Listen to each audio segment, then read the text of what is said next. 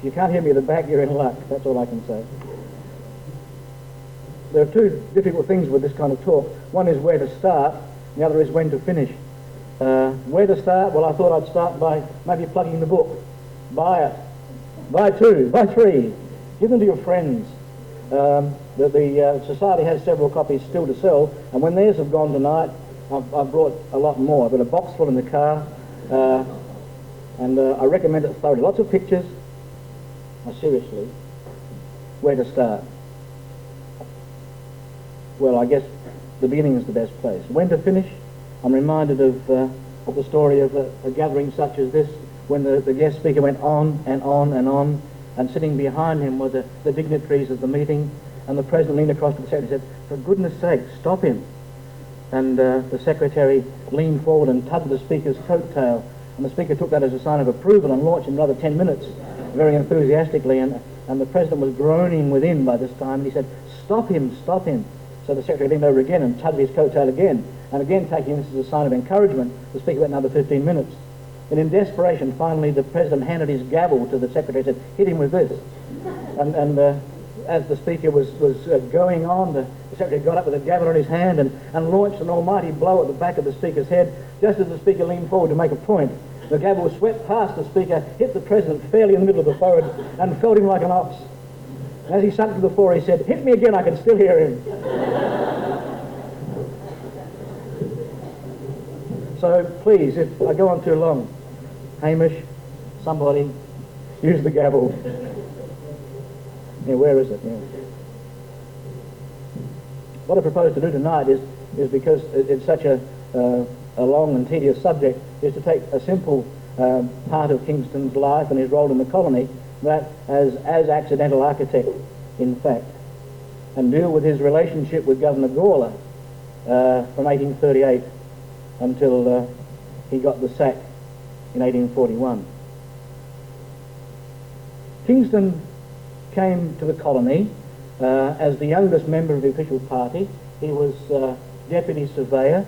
He'd been in line for the surveyorship, and for a number of reasons, because Light had been displaced by Hindmarsh. Light was to be the first governor, but there were machinations in Parliament, or through Parliament, and Hindmarsh got the job, and Light had to be found a job. This was the days of the demobilisation of the British Army, and Kingston was therefore moved down to the level of deputy surveyor.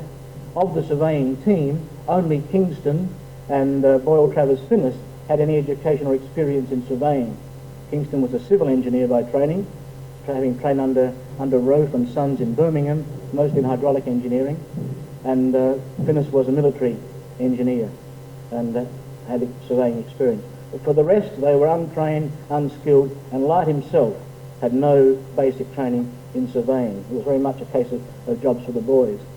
The other thing that happened in England before the colony was established was that once Hindmarsh had been appointed as governor, there was a great deal of consternation amongst the commissioners because they felt that Hindmarsh wasn't the right man for the job. And of course it wasn't their decision that he should be appointed.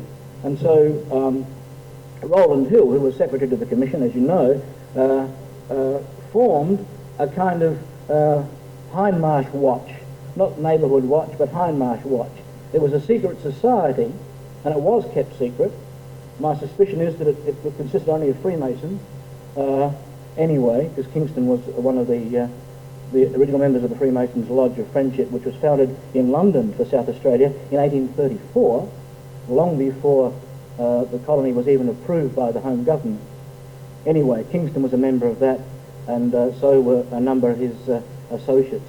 Light knew nothing about this, but when Kingston went back to England in the middle of 1837, ostensibly to hire more surveyors and get more equipment, the real reason for going was to face-to-face report to the commissioners on the behaviour of John Hindmarsh. And as a result of those representations that Kingston made, the commissioners went to the government, and Hindmarsh was recalled, and Gawler was appointed in his place. Now that group of vigilantes was known as the Statistical Society. Their real role was to keep an eye on Hindmarsh. Anyway, Hindmarsh was recalled, and Gawler, as you know, was sent to replace him. There were other outcomes of Kingston's trip which aren't part of this present talk. bitter disputes sprung up because of misinterpretations of what had happened in London, and despite the fact that the commissioners officially in their reports protested that Kingston's behaviour and his attitude towards light was absolutely correct in every detail, nevertheless people in the colony chose to undermine Kingston. But as I pointed out on several occasions, Light was an heroic figure in the beginning of the 19th century. He was the illegitimate son of a British adventurer and a Eurasian woman, said to be a princess. He was a friend of the Iron Duke, a hero of the Napoleonic Wars. He was rather romantically living in sin with his housekeeper. He was dying of tuberculosis, and that's always a romantic thing to do in the 19th century. And on the other hand, Kingston was an Irish boor, always sporting for a fight, from a poor background, and who would you believe, the hero or Kingston? Kingston knew enough to hold his peace over the matter and let things go on as they were. Anyway, as a result of Kingston's visit to England, there was a great eruption in the survey department when he returned, and Light and all of the surveyors except two resigned. They said it was impossible to work under Kingston. Some of them didn't even know him. They still said that and signed the letter, which I'm sure that Royal Travers Finnis wrote. And when, therefore, Kingston was left to complete the survey with some untrained helpers, he did a marvellous job and laid out or marked out the country sections, which Light had really botched over the previous few months. And then, when Gawler arrived in October 1838, Kingston applied for the post of surveyor-general. Gawler knew that no surveyor in the colony would work with Kingston, because even those who'd stuck by him earlier had since fallen out over various personal issues, and so he couldn't appoint Kingston as surveyor-general. So Kingston resigned as well in October, on the 28th of October 1838. But a week earlier he told Gawler that he intended to establish himself in, quote, my profession as civil engineer and architect as well as private surveyor, unquote, asking for Gawler's patronage, whether of a public or a private nature. Gawler replied that, quote, he would have much pleasure in forwarding Kingston's views in the profession which he had undertaken. Kingston announced his intention before giving up the surveyorship. 6 months later, the commissioners received his resignation in London. Of course, that was always the problem, that communication. But when Kingston advertised in the local press on the 27th of October that he would be engineer, architect and surveyor, he said this in the advertisement: Mr. Kingston, having resigned his appointment in the survey department. In fact, that announcement was dated 25th of October. Few architects, no architects in fact, would launch into the uncharted seas of private practice without the assurance of enough work to remain afloat. Yet in almost 2 years, the colony had not produced a single large building contract. And I suggest that Gawler, while refusing to make Kingston surveyor-general, had hinted or even pledged imminent commissions should the Irishman be free to undertake them. And in fact, the day after Kingston's resignation, Gawler suggested to Executive Council that a government house be built. 4 days later, he was asked by Sheriff Dutton to build a jail. This is S.T. Gill's portrait of Paddy Kingston, as he was called. He hated it, Paddy Kingston. And Gill's title for the drawing was Poor Exile of Erin. And that was said to have been a reference to Kingston's hat, which was rather battered, and he couldn't afford another, the story went. And it was probably true, in fact. Anyway, this poor exile of Erin suddenly found himself acting as a private architectural consultant to George Gawler. And those contracts, the first two contracts, the government house and the jail, were to be the core of his practice for the next 3 years. At the same moment, Adelaide's Wesleyans called tenders to design and construct a chapel. And Kingston may have secured this and other work before resigning. I don't think the move to private practice, knowing Kingston, was a step in the dark. Now, that's the architect. How about the client? I don't have a picture of Gawler, but who cares? Gawler came to Australia with a tight budget. He had emphatic instructions from the Colonial Office that his annual spending mustn't exceed £8,000, and that was barely enough to pay establishment wages. I know how he feels running the School of Architecture on the same kind of budget. Pressed, the commissioners said they might find £2,000 more. Later that sum was doubled. There was also £5,000 for contingencies like fire, pestilence, these were the ones that were named, pirates, incursions of convicts, or seditious risings.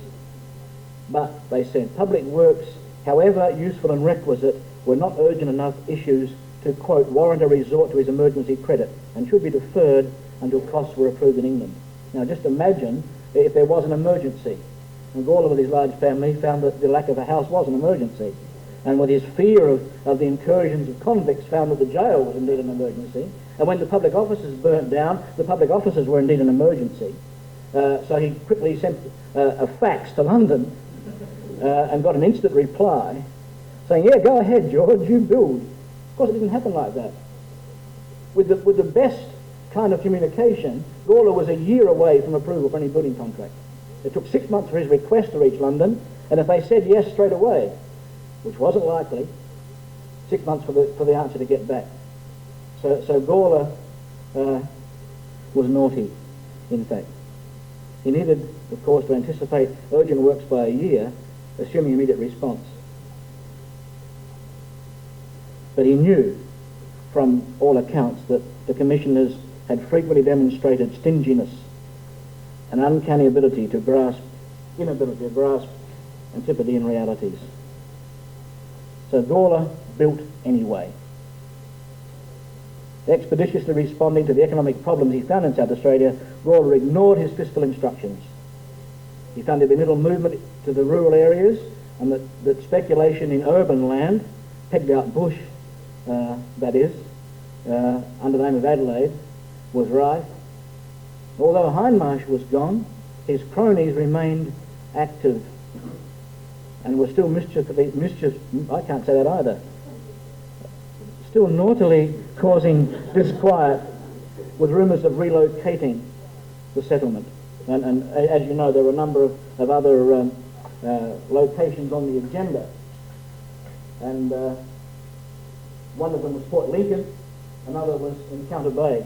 I remember years ago, when my mother was alive, taking her down to Encounter Bay for a holiday one day, and as we went down, just by way of idle chatter, said, you know, the capital was almost at Victor Harbour?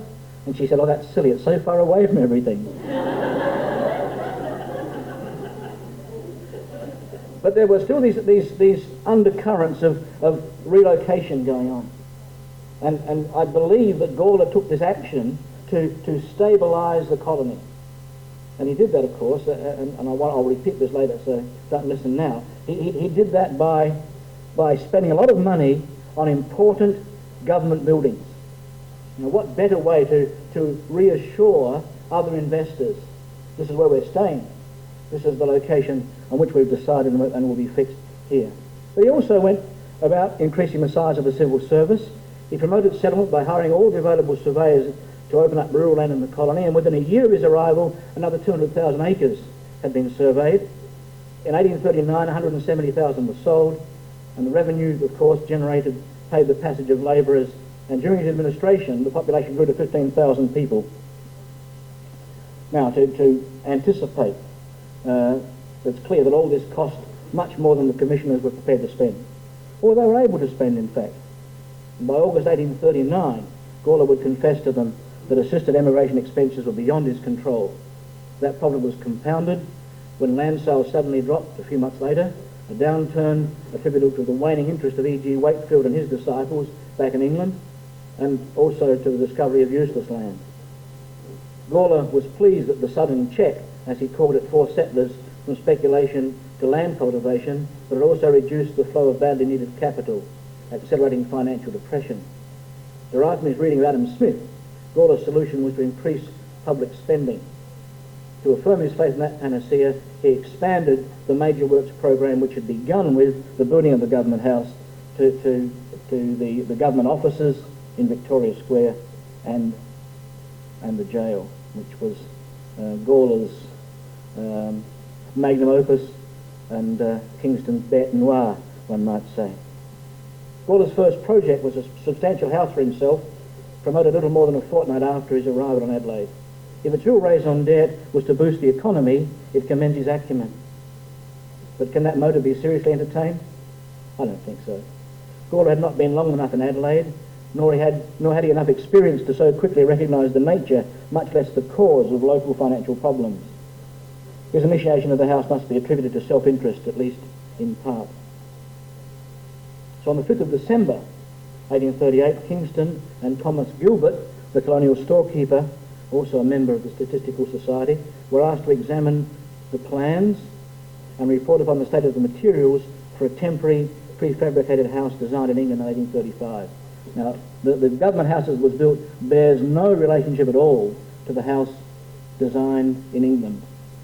The house designed in England, camel-like, was the product of a committee which Kingston chaired, and the disorganisation and the fumbling and the bumbling that went with that project to design a government house and stores and government offices is almost incredible to see the kinds of things that Roland Hill tried to pull, the kinds of shonky things he tried to do. But worse than that, when these buildings finally were assembled, well, the parts of them were assembled, the confusion and the mistakes about the sizes of timbers and the shipping of them and the letters that describe it are hilarious, really, if it wasn't so serious. The timber for the house, wrongly cut and indifferently packed, lay in a confused heap on the muddy beach at Port Adelaide, that is at Port Misery. Though circumspect enough to go through the charade of having Gilbert and Kingston check out the material, Gawler had no intention of building a wooden house for himself as the vice-regal person in South Australia. He'd already made his mind up, and bricks had been delivered to the government house site a fortnight before he asked for the report. The government house site was here, at the terminus of King William Road. There was no link to North Adelaide along King William Street, and this was the government domain. And in the event, the house, as you know, was built off to the east and it was here. But there were bricks on the site. A man named William Williams, who must have been Welsh, made them and delivered them. And when the people said, well, who ordered those? These, the governor said, I didn't. And the secretary said, I didn't. And Mr. Williams said, well, somebody did. And they appeared as if by magic. Nevertheless, Kingston and Gilbert reported back. Guess what they said? Oh, the timber's not suitable. And then the private secretary called a meeting of what were termed superior colonists. So Gawler could at least spread the blame a bit, he thought. Of course he couldn't, but he tried to. And after hearing the opinion of some competent individuals, the private secretary said, His Excellency has instructed a civil engineer to prepare plans and specifications for a government house. Of course, the engineer was Kingston. And he must have been commissioned before or soon after forming the investigating board with Gilbert.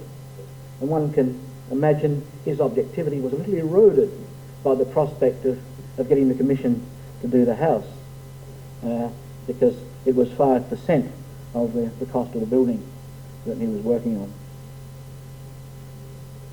Before ever approaching the superior colonists, Gawler had decided to build the house and to build it of masonry. The board, Kingston and Gilbert, provided a semblance of independent opinion because the governor anticipated the displeasure of his masters in London. Gawler's thorough documentation of most events and decisions rationalised his discarding of instructions. It's therefore surprising that his contract with Kingston, the architect, was never more than verbal. There is no documentation of Kingston's employment by Gawler or the conditions of that employment. We just know de facto through the accounts that were approved by the governor that Kingston was employed not on a salary but on a commission. And the commission was 5%, for which there was a strong precedent, and that was quite a common fee for architectural services in Britain. It had been for decades. For extensive works it reduced to 3%. And remarkably, Gawler didn't appoint his architect on a fixed salary. His own argument was, wait for it, that he was forbidden to make new appointments to the public service. Specious when he increased the numbers so remarkably. He ignored his orders about enlarging the civil service and wouldn't have bolted a government architect. Economy was supposedly paramount, and he could have secured Kingston for about £400 a year. Now, in the event, when one works through Kingston's accounts with the government, he earned about £650 a year. So Gawler didn't really make a good deal there in employing him on commission. His engagement was gazetted on the 14th of June 1839, well after the Government House project had started.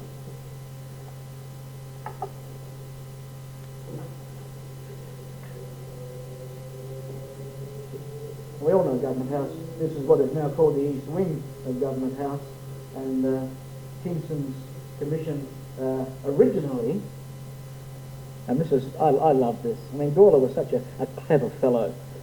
Everything that Gawler built, he commissioned, then halved the contract. So he could write back home and say, well, I wasn't going to build a bigger house, but it's only half as big as it was intended to be. I left the verandas off.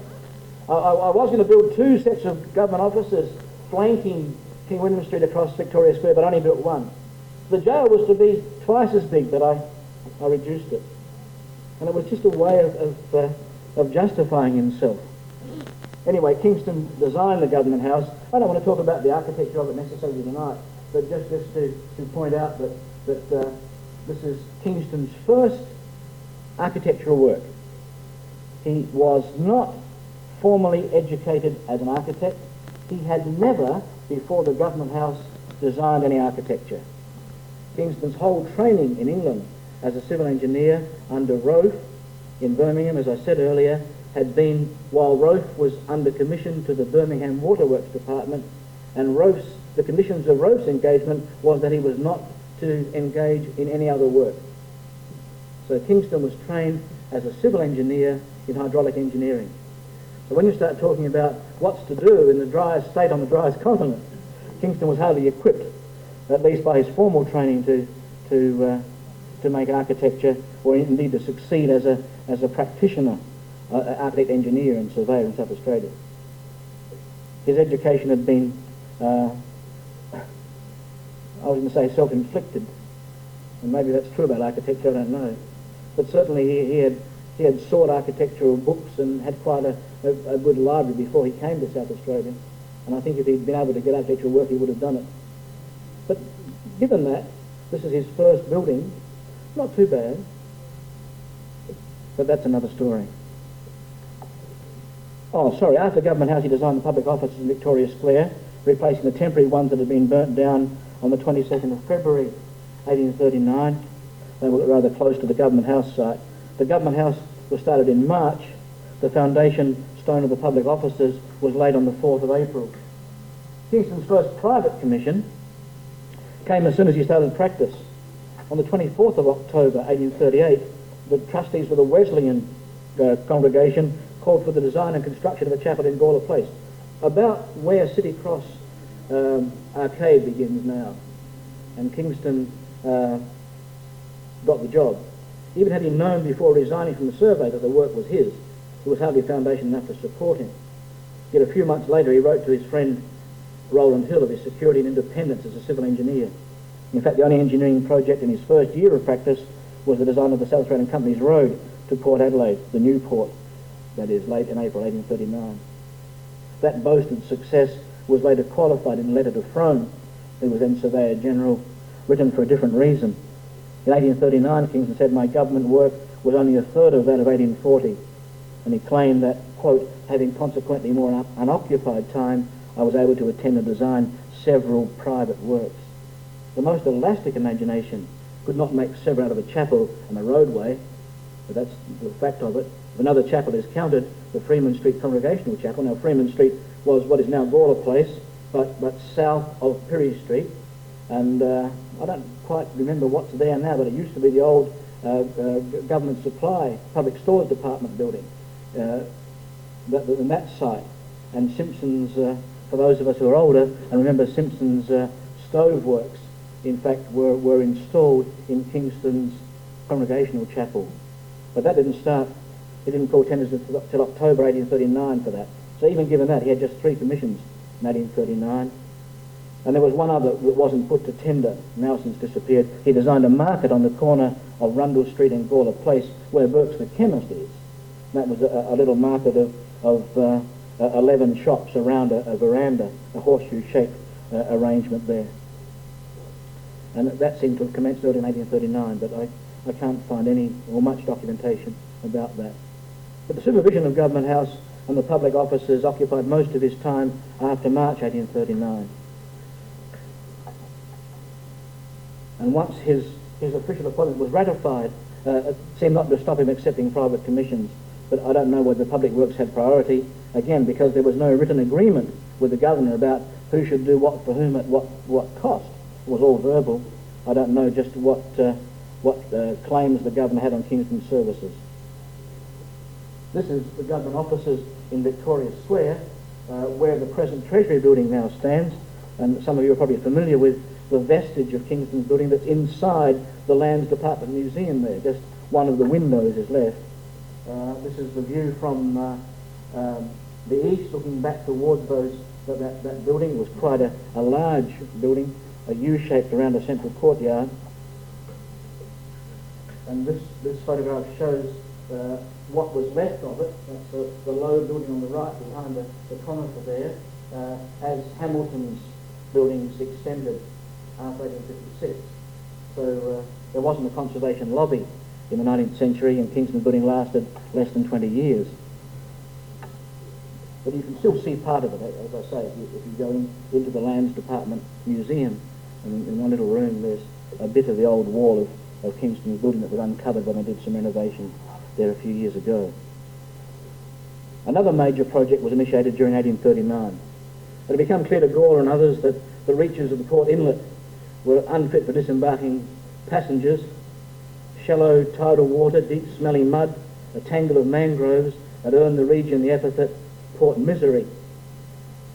And Gawler proposed to relocate the harbour in deep water at the North Arm, about where the power station now is, and he met influential resistance.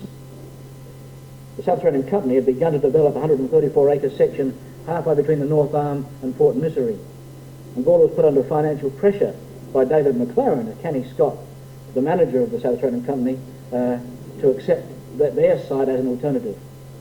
And McLaren, quote, offered to build a permanent causeway through the swamp to his new port in exchange for the right of charging tolls, and Gawler was forced to agree to what Douglas Pike has called the hard deal. So Kingston was commissioned by the South Australian Company to design the new road to the port, and that is the commercial road, the road that leaves the old port road, where am I pointing? Leaves the old port road at about Cheltenham and deviates down through Port Adelaide into the centre of the town now, or what was the town then. And Kingston designed that road, 35 feet wide sand embankment with sloping sides and a cambered bed, optimistically fixed at just a foot above the highest recorded tide, with sand hills at the landward end which needed a cutting. And the road was supervised by the company's architect William Prescott, but Kingston did the design. It was in use before the end of 1839, but soon had to be ballasted with crushed rock because of the wheel ruts forming, and the way sand behaves under loading. By April 1840, the seaward section, built entirely of sand, had completely worn down. The company then engaged Kingston to specify repairs. Its ballasting finally finished, the road costing nearly £14,000, which is an enormous sum of money. Was ceremonial opened by Gawler on the 14th of October 1840. Kingston was not invited to the ceremony. The company's wharf and warehouse on the site of what is now, or was recently, the old TAFE College, formerly the Adelaide Steamship Building at the end of Commercial Road, was designed by Prescott and Hancock, the company's architects. And they were almost complete when Gawler commissioned Kingston to design across the other side of this is Commercial Road here on the extreme right of the picture, across the other side of the beginnings of the canal, which was originally to go right up the road and to Adelaide. You will have seen, I'm sure, illustrations of three masters parked in the Torrens near Adelaide, and there was this fond imagining that with two locks, there was only 22 feet difference in water level from the high tide of the port to the level of in the Torrens. You could get boats up through there, and the canal was started, and that is part of Kingston's problem. Anyway, Kingston was asked to design a wharf, a government wharf, a canal, a custom house and residence for harbour master and stores, and work commenced on that in December 1839. The project cost another £14,000 and brought Kingston a great deal of grief. This is Gill's drawing of the harbour master's house. Harbour master lived in one side and the protector of customs in the other. There are some of the sheds that very roughly sketched in that Kingston designed, and the condition of the piling of the wharf is an indicator of what went wrong, and that's almost everything. Early in 1839, the South Australian Railway Company, the first of many abortive ventures, was formed in London. It intended, among other unspecified public works, to build a horse-drawn railroad from Adelaide to the port. The commissioners warmly received its proposals. Kingston was asked, Gawler was asked for topographical maps and recommendations for the most desirable lines for the railroad, but of course they didn't know in London that it wasn't going to Port Misery, but to the new port eventually. They had to change direction there. And Gawler appointed David McLaren to chair an investigation committee, and that committee engaged Kingston in October 1839. Within 7 weeks, Kingston produced an extremely verbose report, almost as verbose as this lecture, and he estimated the horse-drawn railroad would cost £125,000. And in London they said, rubbish, it won't cost that, it'll only cost a great deal less, in fact. Kingston said, rubbish, I'm here, I know what it's going to cost, and the scheme came to nothing. And just as he received the ephemeral railway commission, Kingston was preparing plans for the congregational chapel that I mentioned. And a number of smaller government works were going on under Gawler's auspices as well. And before October 1840, that is in the first 2 years of his governorship, Gawler initiated no less than, I think it was 11, yeah. Okay. The Mill Custom House, an iron store in Victoria Square, that's a prefabricated cast iron frame, rolled iron sheet covering. Additions to mounted police barracks in North Terrace, a house for the immigration agent, survey stables, a gardener's cottage and government house, a lock-up house for putting drunks away outside of Trinity Church on North Terrace, and in fact 11 projects in all before October 1840. Kingston was just tidying up some that had been done before his appointment and was responsible in their entirety for others. And that of course also included the government house, the public offices and the new port. But Kingston's most spectacular essay was the Adelaide jail.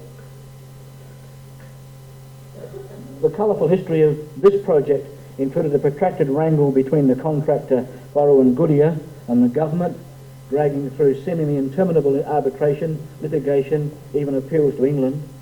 Kingston prepared documents in the middle of April 1840. There was no written instruction from Gawler to initiate work which cost £23,000. And after almost unbelievable misunderstandings about the site, in fact, they started pegging it out for the later foundations when Gawler decided to shift the jail to another location. Anyway, construction started early in July. Supervision of that contract and the smaller works occupied Kingston's time for the rest of that year. The end of the Adelaide jail is an interesting kind of story, and it underlines, I suppose, what problems there were in the colony with building. Gawler initiated the project, got the tenders in, and said, whoa, this is far too expensive, we'll cut it in half. But you can't do that, of course, because there were certain parts of the jail that couldn't be halved. The governor's house couldn't be halved, the services couldn't be halved. You could halve the number of cells, perhaps, halve the number of exercise yards, and indeed the jail was to be, as it eventually turned out, that kind of fan-shaped duodecagon form that was later extended. But Gawler said, no, we'll stop that. But he still had to deal with those other parts. So by halving the contract, or what he thought was halving the contract, he only really cut the price. by a few £1,000s. It was alleged later on that in order to keep his commission up, Kingston then set to design the fancy towers at the corners, well, not so much the governor's house, but the watchtowers at the corners, with lots of extraneous detail that in cut stone that would have cost a lot. I don't know if that's true or not, but I suppose I can make a guess. When Kingston's accounts to the government were checked, they were accurate to the nearest halfpenny. Kingston, in my view, even though he was bluff and boorish and pugnacious, was transparently honest. And I can't align that accusation that he was doing work to push up the commission with the accuracy of his account keeping that he submitted to the government over a period of 3 or 4 years. Be that as it may, what happened was this, that finally, when the jail work was discontinued because Gawler was getting very afraid of the costs, Kingston's accounts showed the price of the value of the work done to be about £14,000. That's for half of the £19,000 contract. The contractors, Borrow and Goodyear, were claiming about £19,000. I'm not sure the exact figures now. So it went to arbitration. And they had to find people who were able to arbitrate on this, of course. So the government appointed William Prescott, who worked for the South Australian Company, as their arbitrator, and they effectively emptied the barrel by doing that, because there was no one else who was qualified to arbitrate in the case. Hancock, Prescott's partner, was a civil engineer and could have done it, but of course he couldn't, kind of politically, because he was Prescott's partner. And the government appointed, Borrow and Goodyear rather, appointed a man called White, John White, who said he was an architect. In fact, he was a thatcher. White could hardly write his own name. I've seen letters written by White which are almost illiterate. Yet he was appointed as the other arbitrator. The arbitration was also debated. They then had to find an umpire to act in the case, and a man named Joseph Bell was appointed. Joseph Bell was a carpenter and undertaker, and he was called to act as umpire in arbitration over a sum of money in the order of what, £19,000? When his decision was open, he'd awarded the builder £32,000. And that is one of the reasons why the matter was taken further. And one of these days, when I have the time, I'd like to explore the whole issue of the Adelaide Jail contract. It's very rich indeed, and it'd be good to get to the bottom of it. So that was part of Kingston's problem, but really it was his mismanagement of the port works that brought him down. In December 1839, Gawler appointed a board of works.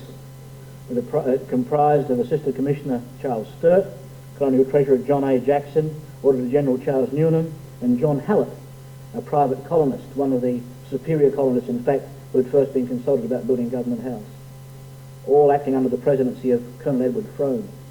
Within a month, it began to examine the last year's public accounts, having been assigned 2 tasks. First, to report upon the port works. Second, and listen carefully, this is the brief they were given, quote, to review the arrears in remuneration which ought in full justice to be given to Mr. Kingston for all his services as government architect and engineer, past as well as prospective, in regard to works actually in progress. Got it? Clearly, the decision on that would be affected by findings in the other about public accounts. And clearly, just as clearly, the architect's head was being hunted. Any committee convened in South Australia in 1839 would have included someone who disliked Kingston. Both Sturt and Frome had the surveyor-generalship after he'd been denied it, but his chagrin at losing that commission had been remunerated somewhat on income that was many times theirs. And if you read their correspondence, the great explorer Charles Sturt was a whinger extraordinary. He was always complaining. And Frome was, well, I've said here, Frome and Sturt were both touchy, peevish fellows who perhaps resented Kingston's prosperity at the hands of a government which imposed, quite truly, parsimoniously upon them. Doubts arise about the impartiality of the board. Its bias permeated the draft report. Colourful phrases such as negligence and incapacity and glaring inefficiency were expunged before the final document reached the governor.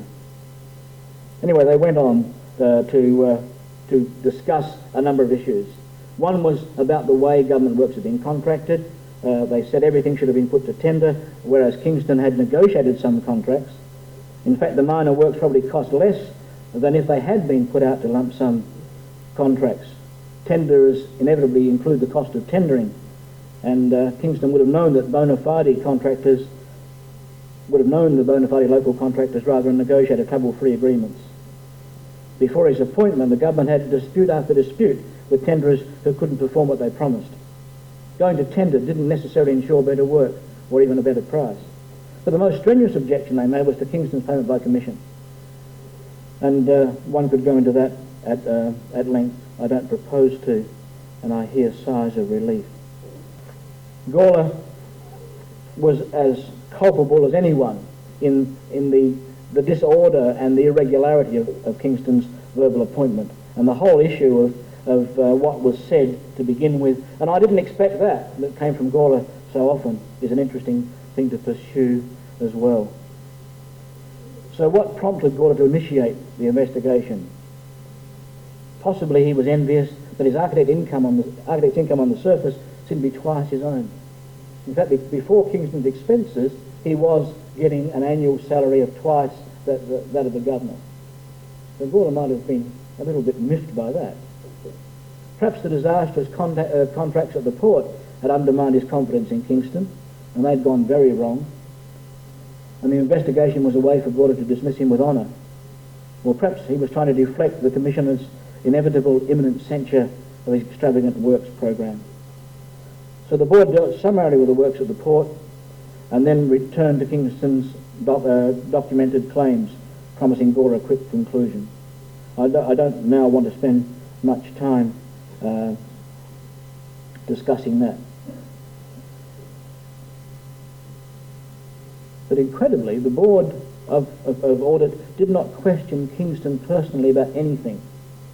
That inexcusable oversight, more than just professional discourtesy, would later be criticised by Governor Grey when he came. Sturt, for one, knew that during the port works, Kingston had often complained to Gawler about the contractor's carelessness, even recommending that Gawler withhold payment, yet Sturt raised no objection to the decision that Kingston should not be paid for the project at the port.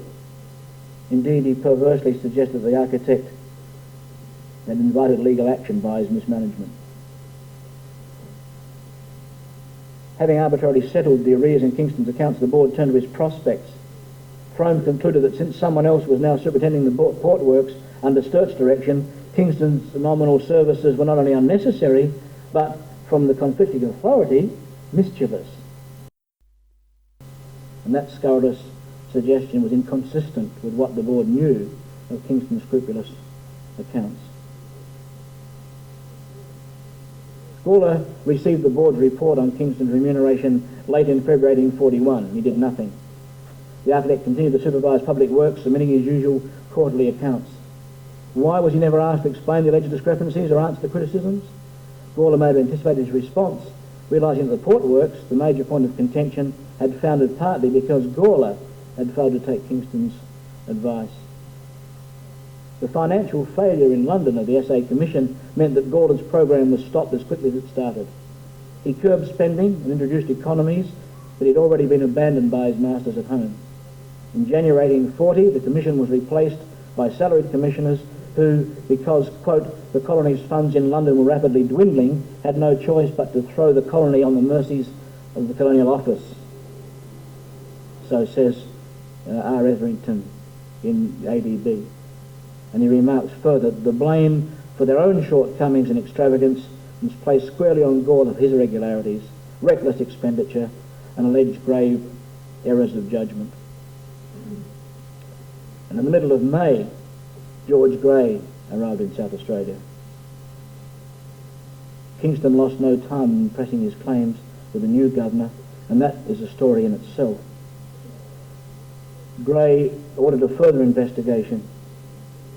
And it is really, I find it quite incredible that through all this process, Kingston didn't know why he wasn't being paid. No one said to Kingston, you're under investigation. No one said your accounts have been called into question. No one asked him to explain certain things. He was kept completely in the dark about it. And it's one of the sad things about the whole business, that as a kind of a spy a century later or more, one can look at both sides of the documentation and see what the truth was. But Kingston never knew that he was in trouble. And by the time Gray had been here for a few months and the government work had been discontinued, Gray laid about him with a draconian razor, slashed government spending to almost nothing. And Kingston's practice lay in the doldrums. He had nothing from the government for over 8 months. Only a few of his private commissions were actually built. A modest office for George Morford on the corner of Morford Street and North Terrace. And apart from his income as town surveyor for the city of Adelaide, the short-lived first corporation of Adelaide, Kingston had very little income. The reduction in his revenues was difficult to take and was reflected in a more persistent pressing of his claims. Perhaps alarmed by Gray's ruthless pruning and assuming that the delay was caused by his accounts having been mislaid, Kingston submitted a copy. Nearly a fortnight passed before he received a letter, not a reply, a letter, that ignored the duplicate account and curtly ratified his dismissal. We have no further need of a government architect. Colonel Frome will do the work. It was cold comfort for Kingston to learn that Gray was intent upon, quote, recording his opinion of the zeal and ability exhibited in his duties. The letter did not actually record the zeal and ability, and teased that the works so amply testify to this that the governor feels any more length and notice on the subject would be unnecessary. So there you go, George. It's over. I could go on about Kingston's income, but I won't. I'll go on about Gawler's outcome instead. And this, I think, is the nub of the issue. One doesn't look at Kingston's work or what survives of it and says, well, this is wonderful architecture. It's not a very bad architecture. It's clumsy, gross, heavy-handed, poorly planned, badly detailed, badly built architecture. Kingston wasn't a good architect. He was a very mediocre architect, in fact. But it's not the quality of Kingston's architecture that makes it important to South Australia. It's the fact of it. It's the fact that at a time when the people in the colony were uneasy about the future, had no confidence about the permanence of the settlement, it appeared. And I suppose in one sense, because it is so stocky and thick-set and heavy and permanent looking, that it does give that air of stability. A very hard building to move. One thinks of the epitaph that was suggested for John Vanbrugh, the great restoration architect in England. Someone suggested, because of the size and the scale of the buildings that he erected, his epitaph should read, "Lie heavy on him, earth. He laid many heavy loads on thee." And I suppose one could say the same thing about Kingston's heavy architecture. Within 3 years of Adelaide being surveyed, Government House and the Victoria Square public offices signalled the metamorphosis from encampment to capital. In the face of his remote master's certain disapproval, Gawler disastrously overspent his meagre budget. He thus made a major contribution to the consolidation of the tottering colony. Even if his expansive building program was inspired by other motives, perhaps desire for personal comfort produced Government House and fear of escaped convicts to jail, even if that's true, it endowed Adelaide with a sense of permanent place, and the lingering uneasy spirit of Hindmarsh's vacillations over location was exercised forever. That is not to say that Adelaide was suddenly transformed into a town of permanent structures. The first reliable count of colonial buildings in 1840 indicated that 1,615 had been erected in the 3 years following the survey. Of these, only 483 were of stone or brick, and the remainder of wood, pisse, and less durable materials. Other sources, less reliable, claim that by 1844 the proportion of masonry buildings had increased. At the end of the first decade, after describing Adelaide's architectural landmarks, John Stevens wrote, "The general appearance is not what so many good buildings might be expected to make it. They are scattered, and the whole city consists of detached clusters of houses, separated by each other by waste and unoccupied tracts, so that the next neighbours in the very heart of the town live perhaps a quarter of a mile apart. This is the more unfortunate as the land in this hot climate, when but very little trodden up, has none of the refreshing green of an English field. It is all mud and stagnant pools in the winter, and in summer lies in parched lumps, or is borne about in the air in the shape of dust. The squares, which look so good on the map, are unenclosed and untouched, and add their extent to the barren vacancies. They are, for the most part, covered with the stumps of large trees which have been cut down for firewood, or with deep holes from which the roots have been grubbed. Kingston's public buildings and a few private commissions after the end of 1838 were the welcome earnest of permanence, probably giving the cue for other development. Most architecture is rather large, expensive and permanent, and buildings, especially Kingston's buildings, thus become a visible anchor of the colony. Thank you. No, the book doesn't really deal with the architecture specifically.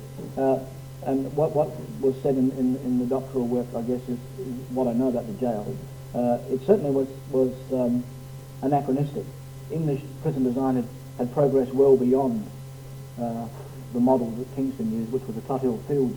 I'm pretty sure it was the Tothill Fields prison near London, which had a great deal of publicity just at, I think, around 1834, just when Kingston was in London. He'd come from Birmingham and began to work for the commissioners.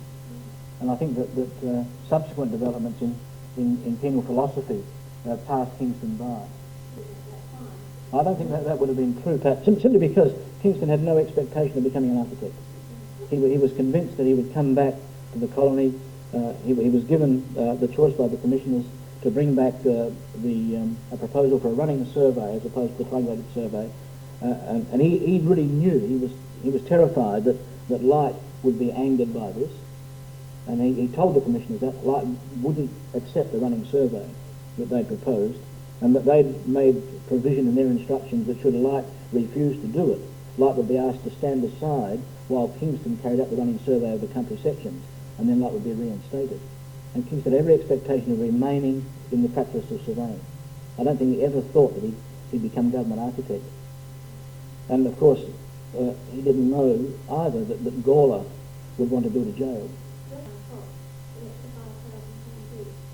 Well, one wasn't finished because of the cost.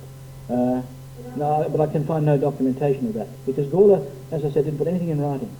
And Kingston claimed that he didn't invent the towers, but neither did he claim that Gawler had insisted upon them, as far as I can recall. But nevertheless, the towers are pretty commonplace in prison design anyway. If you look at the Cherryville Penitentiary in Philadelphia, which is taken as a model for lots of those radial prisons, the towers were necessary parts for observation. I think that the embellishment of the towers was the major issue. I thought the towers were always there. But again, there are no drawings surviving. None of Kingston's drawings except for a plan of the port road, which is in the Commonwealth Society's collection in London. That's the only drawing of Kingston's work I've been able to find anywhere. Because drawings, there was just one made, and if they go, they go. And I think when Kingston's accounts were called into question, he submitted all of his documents, and they went back to England, and they were lost forever. Of course, there's also Kingston's plan of Adelaide. We won't discuss that. That's the only other drawing I know that exists, because that was in fact reproduced and lithographed and published.